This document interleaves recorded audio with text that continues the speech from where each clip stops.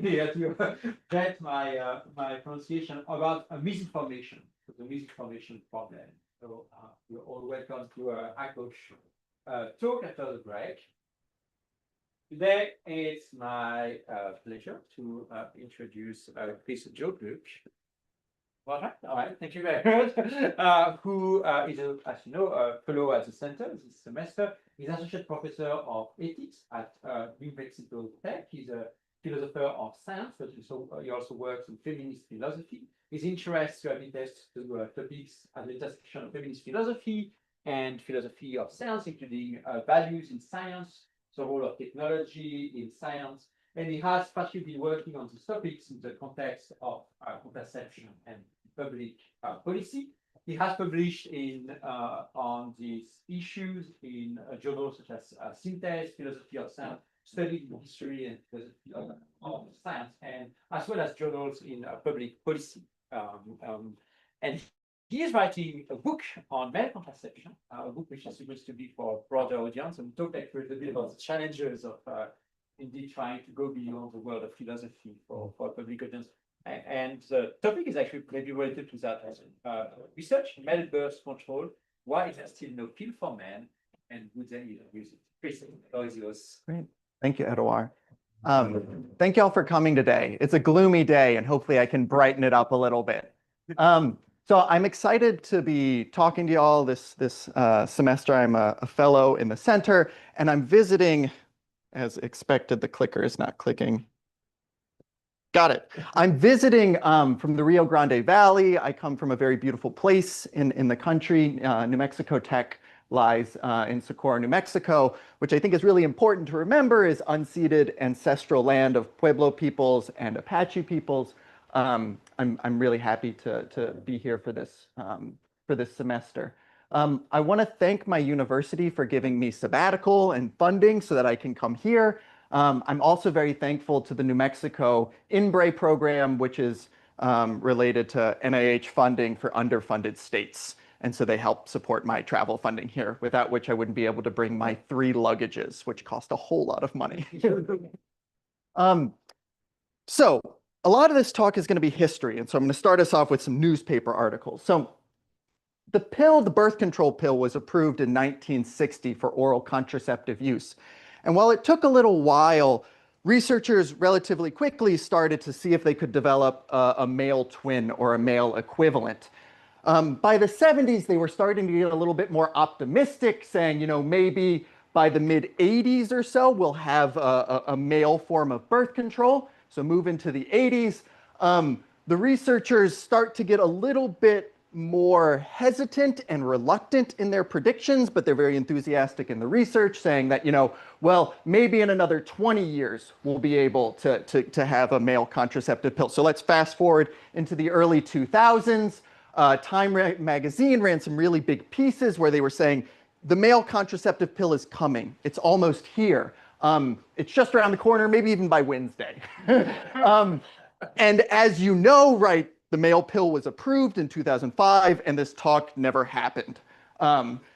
False, right? Like the enthusiasm of male contraceptive researchers has not ceased. If you follow the news on this every 5 years or so, they'll say, we'll have it in another 5 years, in another 10 years. And this pattern is starting to get tiresome. It's starting to get frustrating. The feminist women's health advocates in particular have been really critical of the ways in which it seems like we're kind of always on the horizon, always on the edge of a male pill, but never quite getting there, which is still where we stand today. And the reason that this isn't just, a scientific problem, it's not just an issue theoretically, is because birth control has lots of side effects, and the users of birth control are often unwilling or unable to tolerate that burden. Researchers estimate that somewhere around 40% of birth control users within a year will stop using them due to side effects and other long-term health issues. This, I think, righteous indignation has been very nicely channeled into humorous outlets more recently with this TikTok trend. I don't know if any of y'all saw this late last year, but young women were getting the leaflet that comes from the FDA with their birth control and wearing it like a blanket to kind of mock, right, the amount of side effects that these have. Some of them were even, as you can see up here, using it to instruct their male partners, a lesson in male privilege. Really, really funny stuff. But while the pill was initially sold as kind of the ticket to women's liberation, feminists have become a lot more complicated and maybe ambivalent about it, given how it has become normalized as just women's work, women's burden to bear. And many men, if you ask them, will say that contraception is not their responsibility. We've very much gendered the responsibility of this technology. So what I'm going to be focusing on today is the role of sperm producers. I'm going to be focusing especially on the responsibilities of cisgender men, those assigned male at birth and continue to identify as men. So that would be AMAB, or assigned male at birth. I will talk a little bit as we move further, especially later in the talk, about some lessons that we can learn from our trans brothers as well. But I just want to note that often when I talk about men, I'm going to be talking about cisgender men. And there's actually a subfield of development of contraception for trans folks, as it involves special hurdles, especially if you're on hormonal gender affirming care. So some background at the global scale. The most recent numbers from the United Nations, the World Health Organization, is that somewhere around 30% or so of women around the world depend on their partner to use a contraceptive. Most of these being, and so I've got these starred here, external condoms, also known as male condoms, about 22%.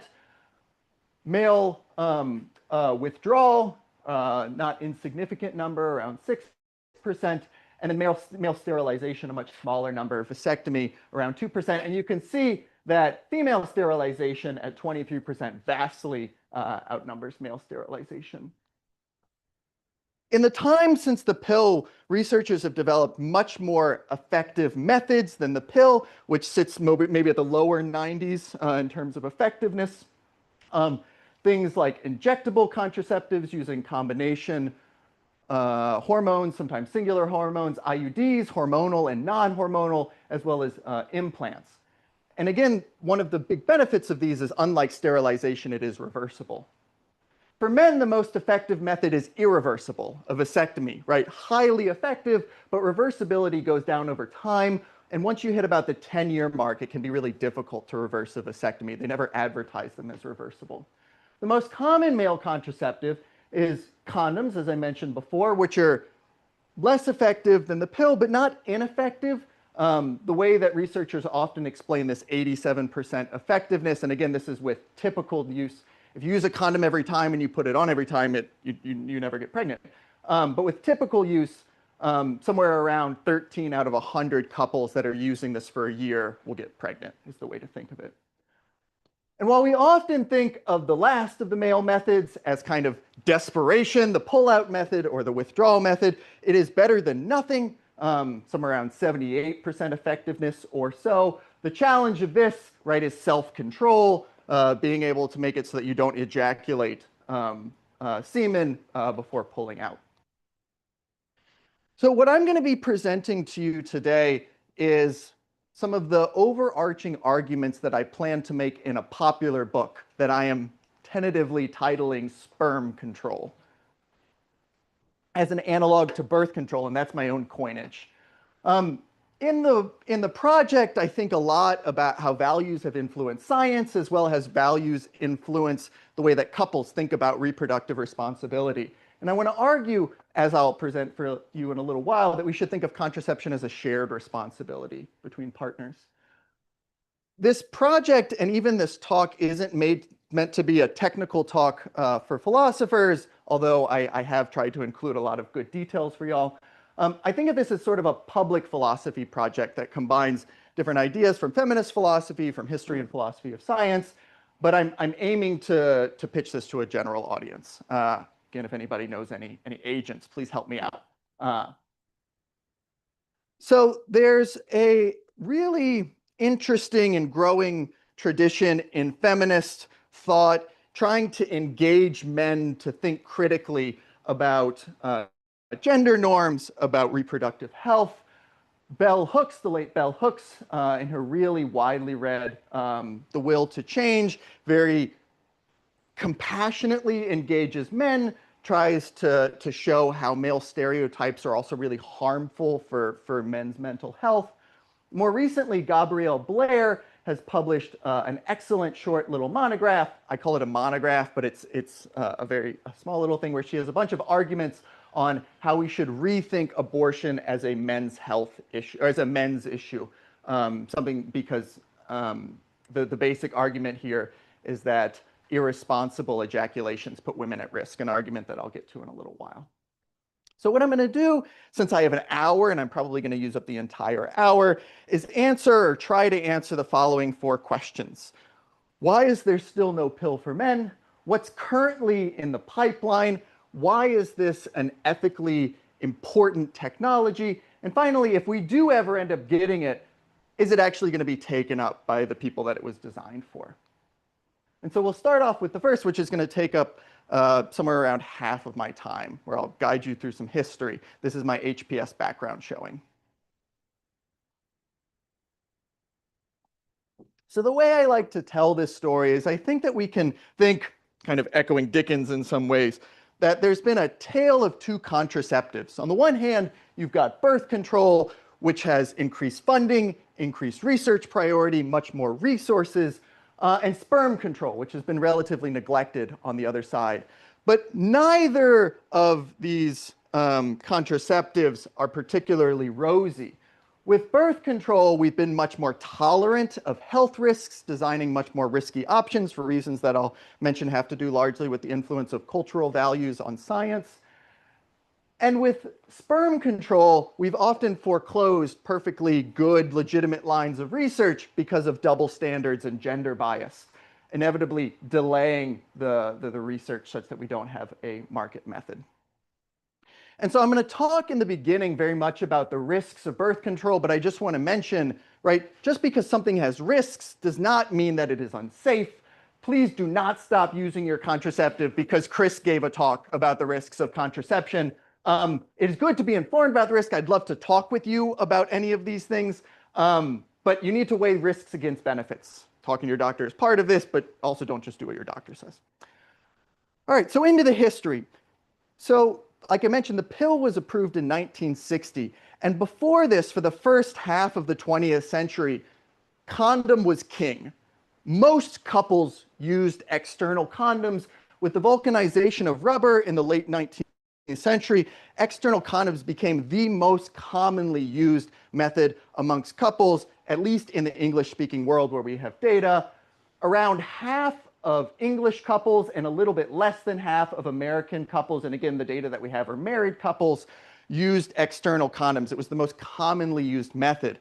And particularly in England, what's really interesting is that this was taken to be constitutive of masculinity, that it was the man's job to prevent pregnancy. The pill changes all of this. But before then, in Fisher's book, she has some particularly interesting interviews with old Englishmen talking about rubbers being their responsibility.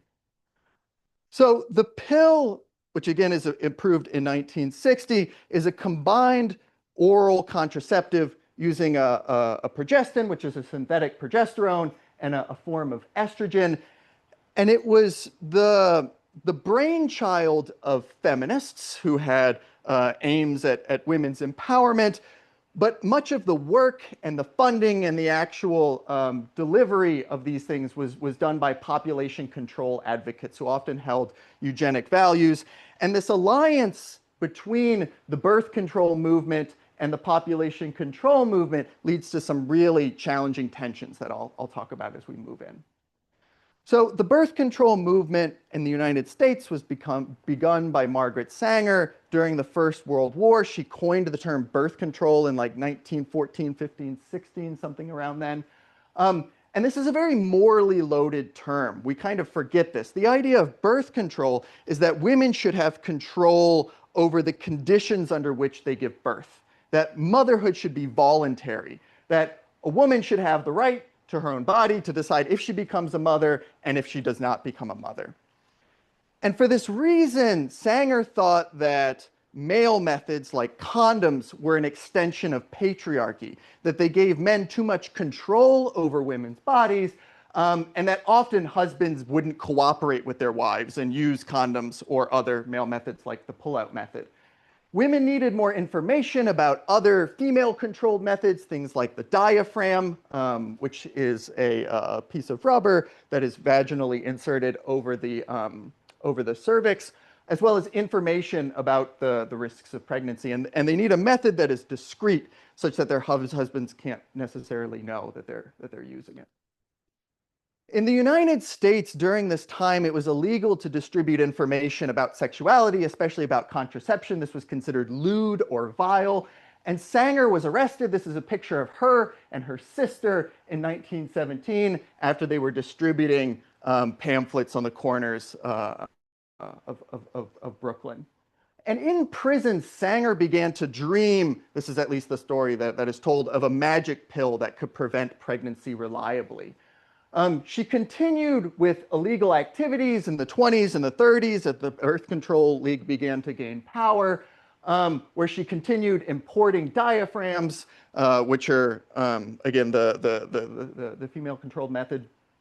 But she was disillusioned with their efficacy, and so she started to work with scientists. She aligned herself with doctors. This is actually how Sanger ends up being really instrumental in overturning the Comstock Act that made contraception illegal to distribute, is by aligning herself with doctors and recruiting scientists in her quest to develop this magic pill.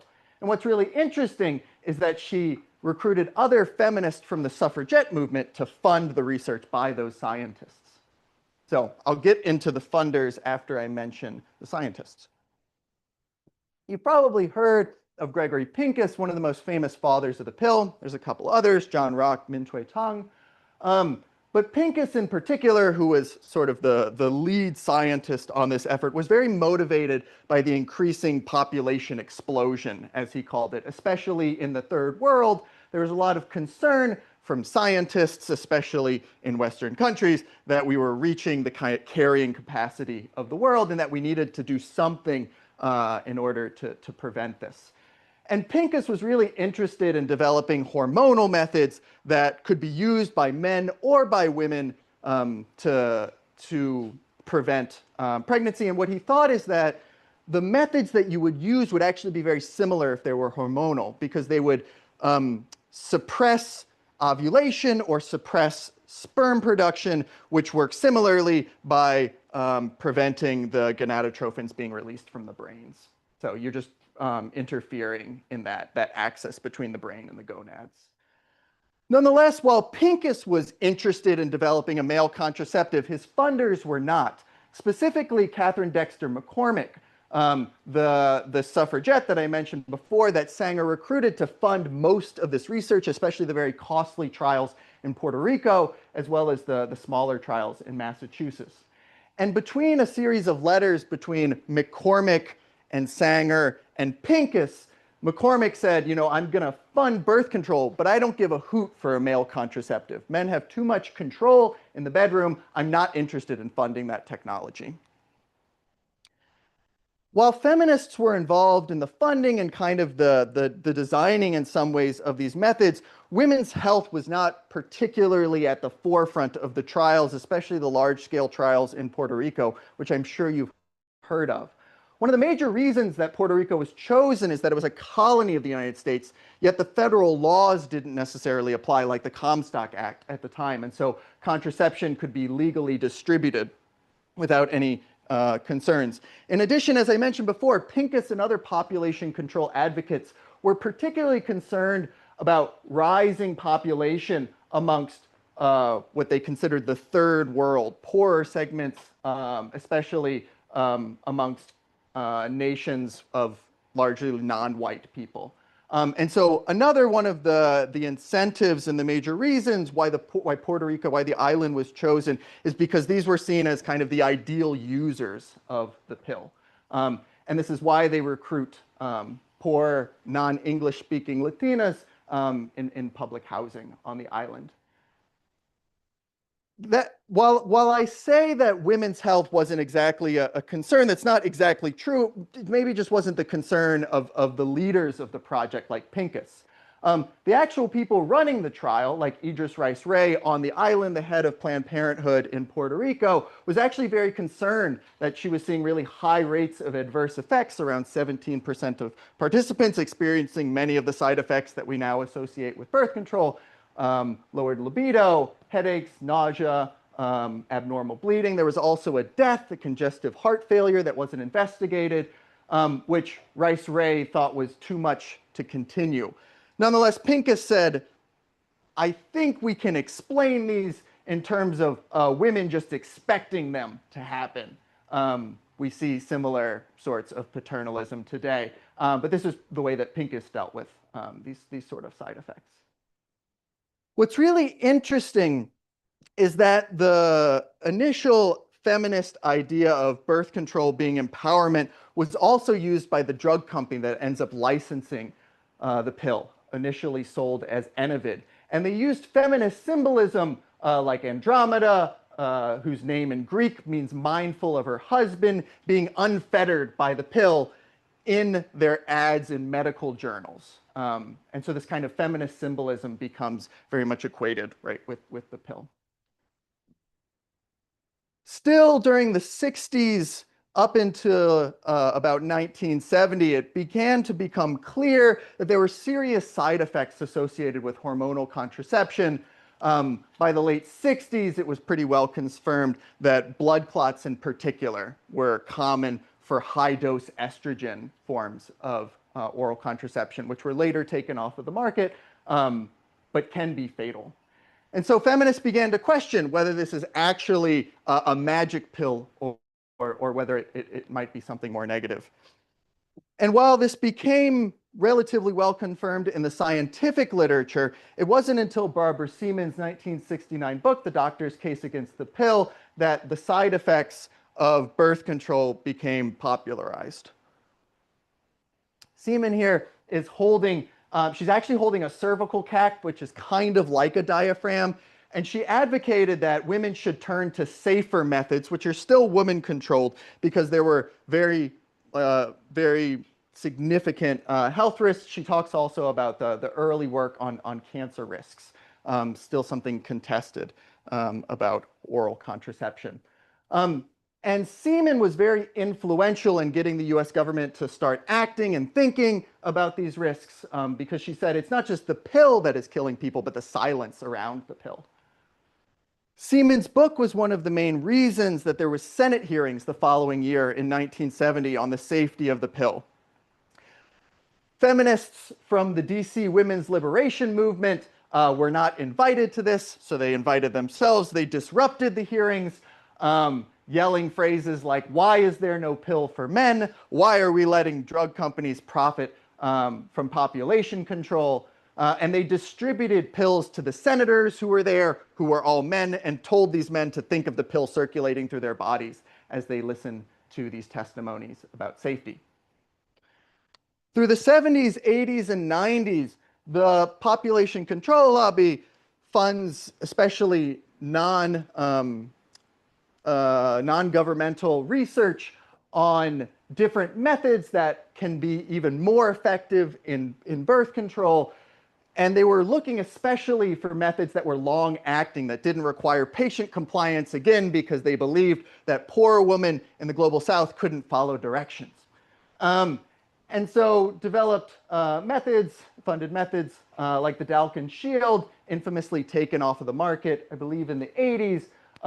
It can puncture the uterus, and the way that the string was designed, improperly designed, infections can move from the vagina into the uterus and lead to sepsis in certain cases. And there were a significant number of deaths, and then legal cases against the designers of the Dalkin shield.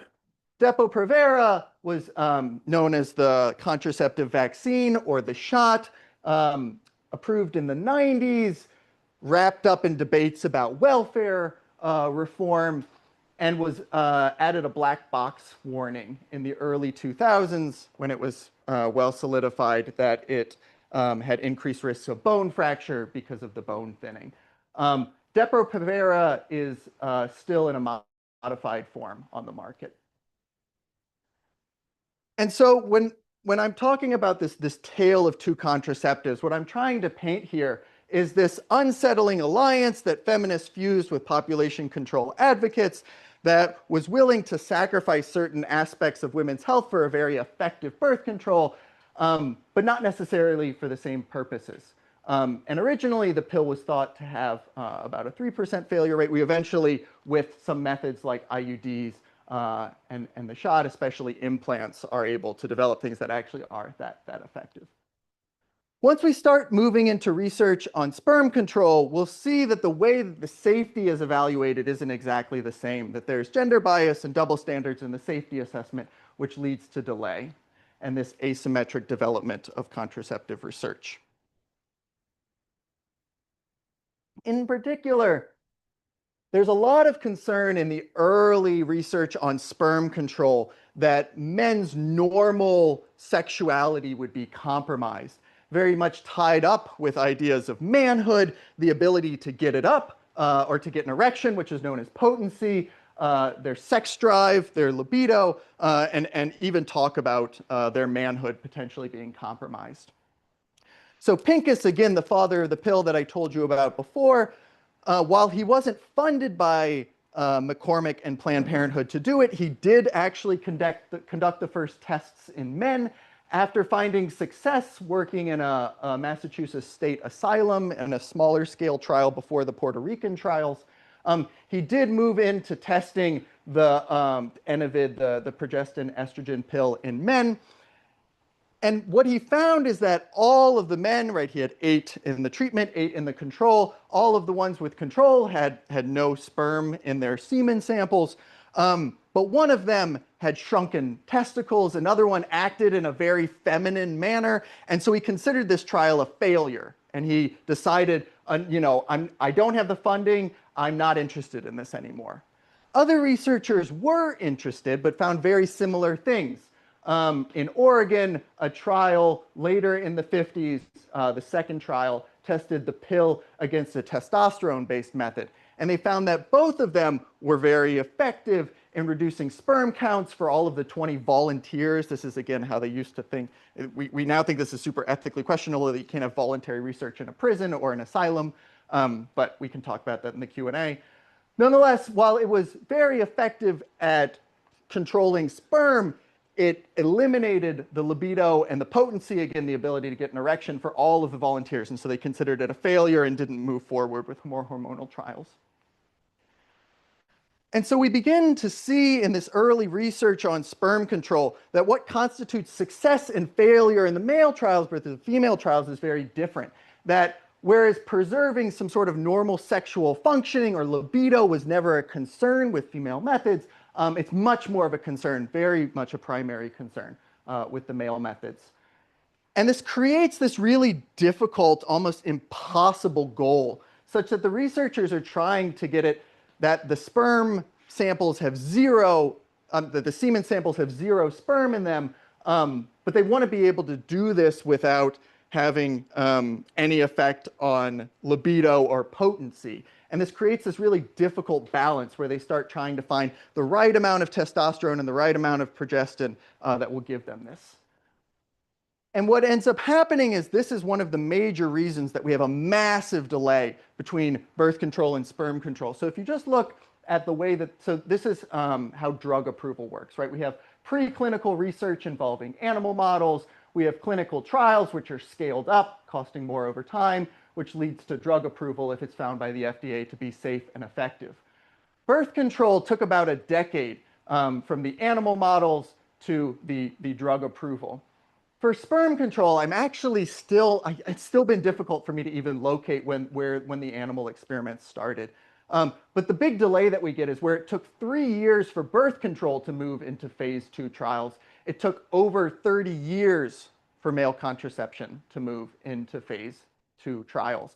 And we're actually this year just starting our first phase 3 trial, which it took 1 year for birth control to do, but took another 30 plus years for sperm control. Additional reasons for this is that industry became increasingly disillusioned with any research on hormones, especially with contraceptives. They were getting sued for things like the Dalkin Shield, Depo-Provera, as well as DES, used for non-contraceptive purposes. And so they associated this area with a lot of legal liability. In addition, while they might be willing to put some research into and some funding into male methods, they were very unwilling, female methods, they were very unwilling to put it into male methods because of how costly these larger trials were. They needed pretty strong certainty to move it into phase 2 trials, which is partially why it ends up taking too long. And what's interesting is that we see a general private industry retreat from this area, and so non-governmental organizations step in, specifically the World Health Organization. But it takes a while for the researchers to convince the funders that this work is worthwhile. This is an interesting point that I just want to note, is the bias kind of around the 90s or so starts shifting away from the research community, who is very mindful of double standards and gender bias, and it actually becomes more of a problem with the funders. They took them a long time to convince the World Health Organization that it actually was not unethical to do a male trial.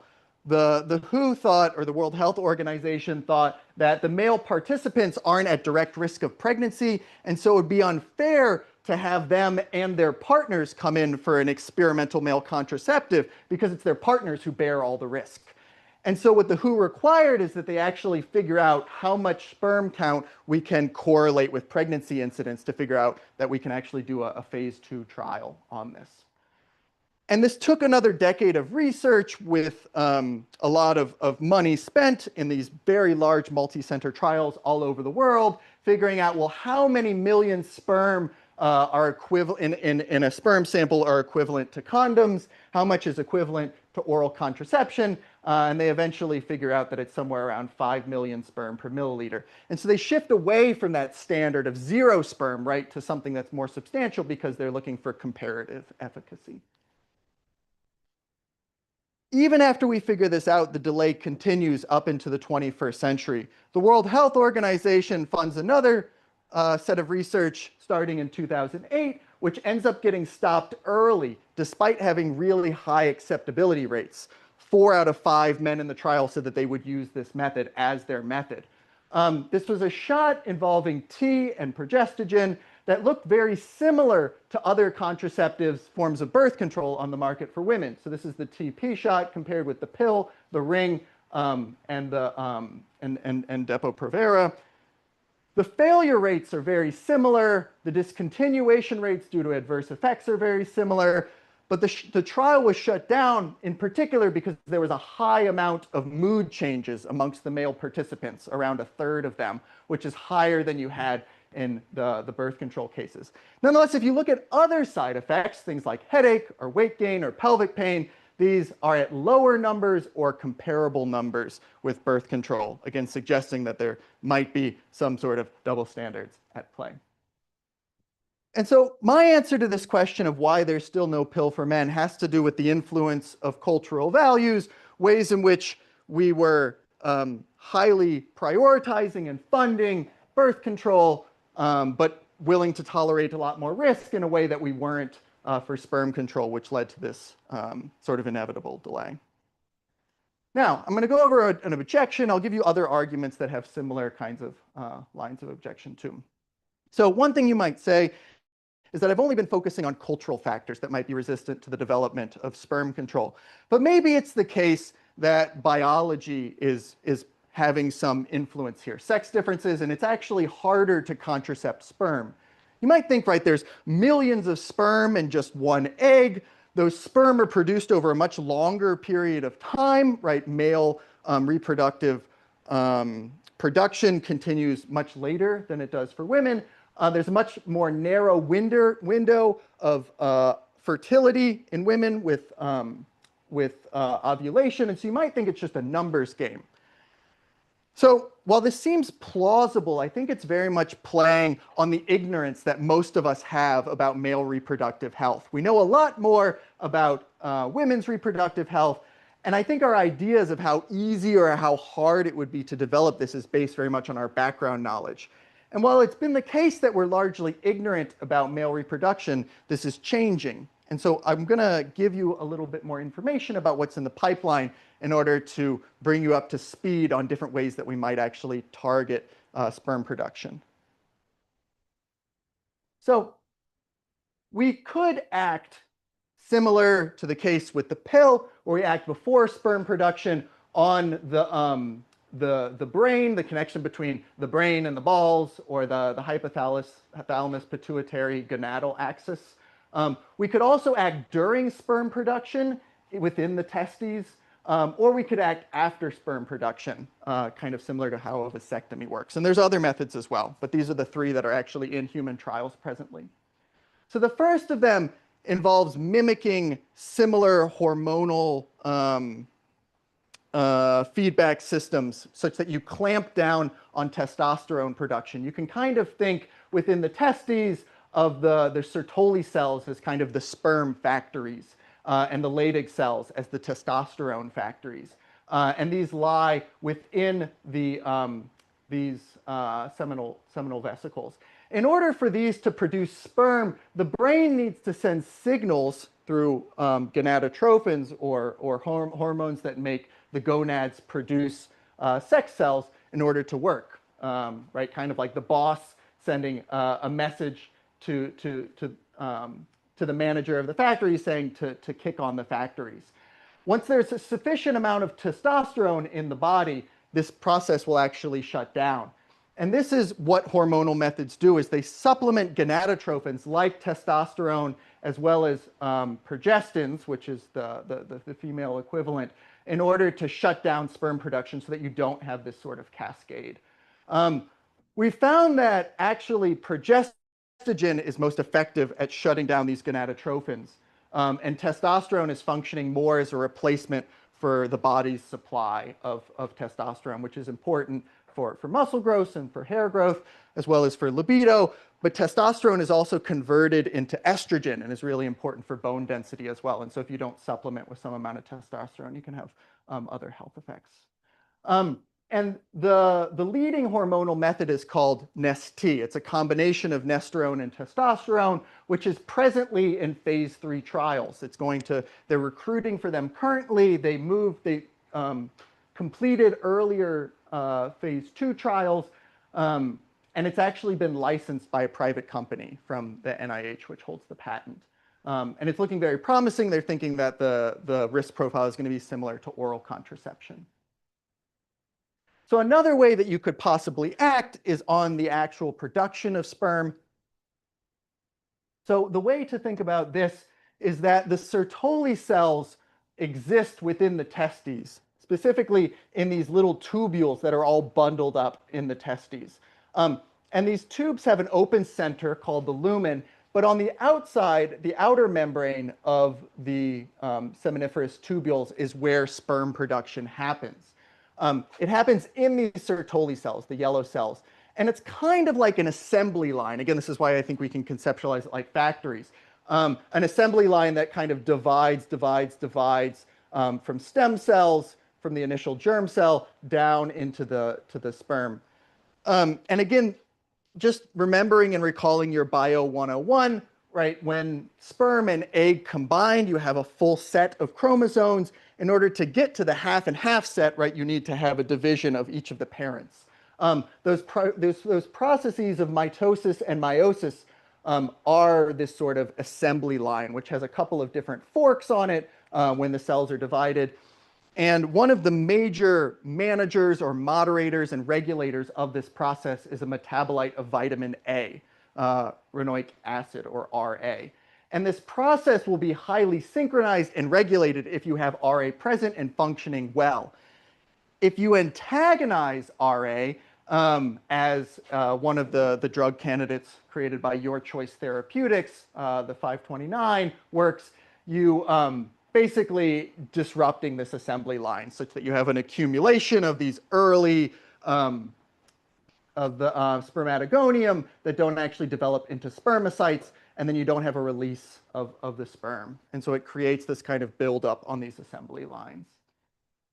The research isn't as far here, but we did move into phase 2 trials on this in humans over the last couple of years.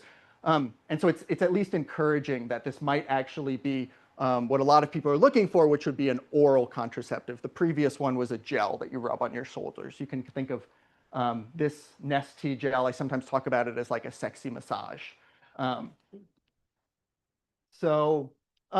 The last of the methods, which I won't spend much time on, is kind of like a reversible vasectomy.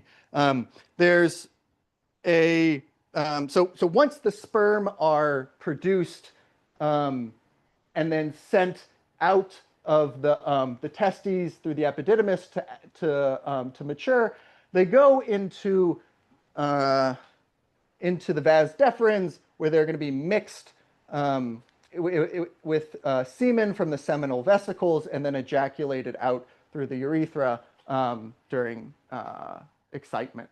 And what the post-spermatogenesis method does is it basically filters out the sperm in the vas deferens. It provides a semi-permeable, injects a semi-permeable hydrogel such that sperm cannot pass, right? So you've got no sperm passing. And what's really encouraging is that this hydrogel has been approved by the FDA for other processes. The other thing that's encouraging is that these methods that use hydrogels would be approved and evaluated not as drugs, but as devices. And devices get approved much quicker. They're already in feasibility trials, which is kind of the equivalent almost of like phase 2 or phase 3. And so it's actually very likely that we would see something like the ATOM method, which is the leading device candidate in the next several years. So what I'm going to do for the last bit of the talk, for the last, what do I have, like 15 minutes or so, is we're going to turn to questions about reproductive ethics and talk a little bit about why sperm control is an ethical priority, or how we ought to think about it. So you might think that, right, men are secondary when it comes to reproduction. Traditionally, this is how we've thought of men. But more fathers are spending time with their kids than their fathers and their grandfathers. And we have more men who are willing and showing up in various ways to carry some of the reproductive burden. It is presently March, so I assume the March Madness tournament has started, the NCAA tournament. Does anybody know? I have no idea. This is the problem of asking academics about sports. But one thing that's really funny is March Madness has now become synonymous with vasectomies in the last decade or so. This is actually the time when the highest amount of vasectomies happen in the United States. And part of it is because urologists have figured out that you can very persuasively sell it to men that, oh no, they would have to stay home and sit on the couch and ice their balls while they watch sports tournaments, which is actually a relatively easy sell. This is an advertisement from a urologist. We've seen a spike in vasectomy consultations also after the overturning of Roe. After 2022, consultations increased when the Supreme Court decided that there was not a constitutional right to abortion, which again suggests that men are trying then to take on more responsibility, seeing that there's a chilly climate for their partners.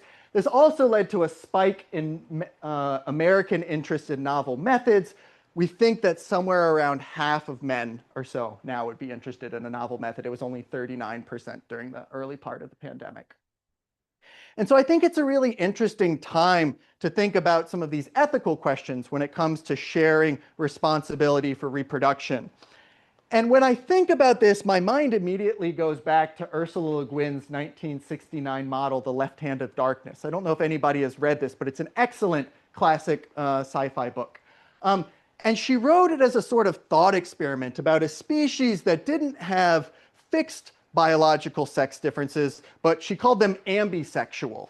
So on this planet Winter, amongst the Gathenians, they are born androgynous, and their sexual anatomy develops within partner relations, kind of depending on how they're feeling towards another person. And so their anatomy is fluid. It becomes engorged or it retracts with each sexual relationship. And so she has this hypothetical anthropologist that comes to the planet of Winter, and discovers that unlike on his planet of Tehran, which is basically Earth, anybody can be a parent in the flesh. There is no motherhood, right? Motherhood, fatherhood, all of it is kind of shared out equally.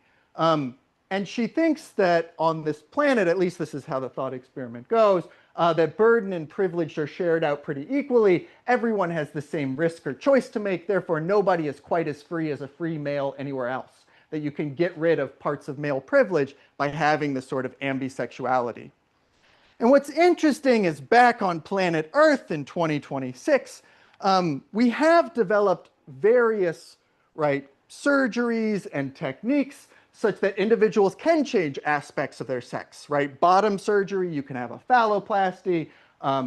Top surgery, right? You can have chest reduction.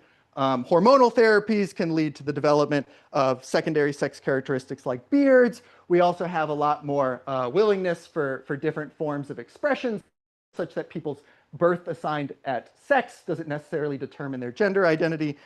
Nonetheless, we haven't quite gotten to the place where we're able to transition certain aspects of our sex, specifically our gonads and our gametes produced by them, such that if you're born with testes, then you are only able to produce sperm or nothing, and similarly with ovaries and eggs. And because of this, it actually limits, at least in some amount, how much we are able to share the burdens of pregnancy, such that people assigned female at birth basically are unable to share out burdens, things like maternal mortality, maternal morbidities, and that some of these are at, it's important to note, at higher rates for women of color. But morbidities, things like hypertension or preeclampsia, postpartum depression, male partners can't necessarily share in these things. Nonetheless, biology doesn't necessarily determine who can share the contraceptive burden. As we've talked about, this is significant, and it's even higher for trans folks, particularly those who have gender dysphoria that can be triggered when their contraceptive has to be a female hormonal method, or if they need a vaginal insertion for an IUD, but they don't necessarily identify as a woman. And so there's been some really interesting bioethics written by Ariane Shavisi that conceptualizes this as a double burden, that presently we normalize a double burden of the pregnancy risk and the contraceptive risk on women. And it would be more fair, right, not necessarily even, but more fair if men took on more of this risk burden, that it would be more equitable. I think for a lot of us, this idea of burden sharing, of a double burden and an equitable burden is pretty intuitive. But if you want to try and flesh out why it is that it would be unfair, Shavisi offers an argument. I'm going to give a slightly different argument. But she thinks it's the case that if you're not interested in becoming pregnant, then an ejaculation which has sperm present is going to put you at risk of pregnancy. And so the male partners are putting their partners at risk by not controlling their sperm. And the argument that Shavisi gives for this is she says we can think of contraception like a vaccine and unplanned pregnancy like a disease. And then that disease would only be carried by people who are males, and then the disease susceptibility would be only people who can get pregnant. And because of this uneven burden, Shavisi thinks that it is the moral obligation of sperm producers to use contraceptives, that they should be the primary users of contraception, because it's much more burdensome to have an unwanted child than to use a contraceptive. I'm sympathetic to her argument. However, I think it leaves out a really important motivation for a lot of men and a lot of couples generally, not necessarily like the medical benefits, but the ability to have pleasurable sex. And I think it's really important to include that in our argument. So I'm trying to think and flesh out sort of an alternative argument that I call the no free riders argument. And the intuition here is that the reason that the double burden is unfair isn't because male partners are putting their female partners at risk, but because they're benefiting at the expense of their partners. And I think that once we reconceptualize contraception, not as the primary responsibility of men, but as a shared responsibility, it can then motivate a shift toward this idea that there needs to be more sperm control. And this could be in a secondary capacity, a supplementary capacity, but in some sort of way that reduces that sort of free riding. And so here's what I'm thinking. The big benefit of the sexual revolution was that it allowed us to prevent pregnancy in a much more reliable way, to have less anxiety in the bedroom about the possibility of pregnancy to come out, and then to make sex more pleasurable. Nonetheless, when we thought about the risks, we often did so in a way that didn't really think much about the burdens on women. And so the way that I want to think about birth control is that it created a sort of new form of sexual transportation. This slide was particularly fun to make, right? If you're trying to get to Pleasure Town, you can now take the sex without pregnancy bus. And if your partner is using birth control, they basically get 2 tickets, right, on the Pleasure Town bus, the sex without pregnancy bus, which obviously should be a double-decker. Now, what we've normalized is that most male partner, if you think about most of the men on this bus, like we talked about, very few of them are using any form of sperm control. Some of them are using condoms, very few, and even less with pull-out and vasectomy, right? Basically depending on their partner to pay for both of their tickets. But I think this is effectively, right, a form of free riding. You're taking advantage of your partner, putting burdens on them that are additional that you could reduce by using some form of sperm control. You're not paying your share. And so I think if we actually reconceptualize in a maybe less medical way than Shavisi wants us to do about the way that there's this unfair benefit between the partners, it actually should motivate some sense of unfairness, some sense of laziness or negligence on the part of men who aren't using sperm control. And my argument here isn't necessarily to say like everybody should always be using a condom, but more to shift our social expectations about how normal sperm control ought to be and how multiple methods are likely much more appropriate for most couples who want to prevent pregnancy. All right, so that is my last major argument. I'm going to, for this last section, which I've got like 4 minutes or so, I've got a couple of objections. So I'll probably go up to the hour. Because, right, the whole premise of my talk could be completely undone, right, with the following question, which I think is a question on a lot of people's minds. You might think that sperm control or shared responsibility is wishful thinking. You might think that men aren't going to use this, or we can't trust them to use this because they have a libido which is uncontrollable, some sort of biological imperative to spread their seed. I didn't mention it before, but I'm going to get into some fun corners of the manosphere for this last bit of the talk. So I was listening for research purposes to this podcast that you might have heard of, the Joe Rogan Experience, where he interviews Jordan Peterson, and they basically talk about how birth control ruined the world. And in it, Rogan has this line where he thinks that birth control wouldn't work for men because we're just naturally irresponsible. He says, you men, you have this biological imperative to spread your seed. You think, oh boy, sex is going to be great, I'm excited. You're not thinking, oh boy, I'm making a kid. That's what the woman is thinking, he says. Because that would make you hesitant, and nature hates hesitation, right? It's some kind of folk evolutionary psychology. But this problem of an uncontrollable libido, I think, is problematic for a variety of reasons, right? It's fallacious for one, even if our bodies are a certain way, that doesn't necessarily excuse bad behavior. And I think, right, you can really easily read into how this might make excuses for things like assault. In addition, it's a sort of biological determinism that assumes that our nature kind of determines our actions and behaviors. But we actually have really good survey evidence to suggest otherwise. One of the researchers who's done the most on this is Brian Wen at USC, who has found that there's actually a very large number of American men who are interested in novel male methods, potentially up to 27% of the reproductive age population, and that for many of these men, it's because they're interested in equity and in power sharing. And the research that's been done globally suggests that the numbers are even higher outside of the United States. This is a slightly different study, and so the numbers come out differently. But they think that globally, somewhere around 61% of men would be interested within a year, meaning that they don't want to be the first ones to try it, but after a year, they would do it. And then I mentioned that increase before Dobbs and after Dobbs. This is that study where you see the increase, maybe around half of American men. Then if you actually ask men what their motivations are, why they would use this sort of method, they give a variety of reasons. Some of them, right, they want children, they don't have them presently, and they want to control their fertility for now. For others, right, they want to stop using condoms and have more pleasurable sex, or they want to help their partners in carrying this burden of side effects.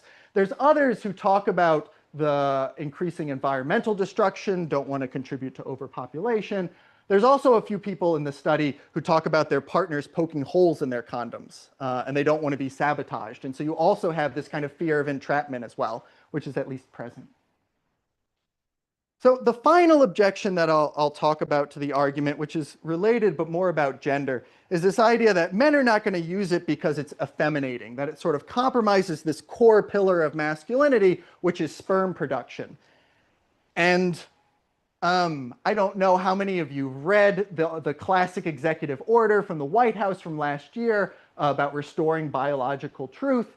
But this is actually the way the Trump administration defines manhood, that what it is to be a man is to be a male, and what it is to be a male is to be the one who produces the smaller sex cell.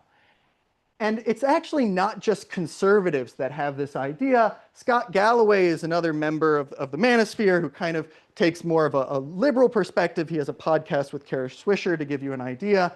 And Galloway, in this recently published book just last year, says the pillars of manhood are being a protector, a provider, and a procreator, right? And if you compromise procreation, then you're not necessarily a man. But I think that this is really problematic. I think that this assumes that there's only one way, right, of being a man, and that it's determined by these aspects of sexual functioning, virility and potency that, again, we saw were very much stymieing the research. But I think masculinity should be determined by ourselves. And to give you a little bit of an idea of the diversity of masculinity, this will be my last slide, I want to point to the original Plumbing magazine, which I don't know if any of you have heard of, but it was a magazine by trans men for trans men. And the founder of Original Plumbing says that the reason they chose this title is because while a lot of men who have transitioned from female to male use surgery and hormones, it's not the surgery and the hormones that make the man. So likewise, for cisgender men, I think whether we're getting vasectomies or on things like the Nest gel, that doesn't necessarily compromise our masculinity. And I think a more positive form of masculinity would be grounded relationally in how well we treat our partners rather than free riding. So that's all I've got for y'all. Thank you. All right, let's take a 2-minute break and then we can come back for questions.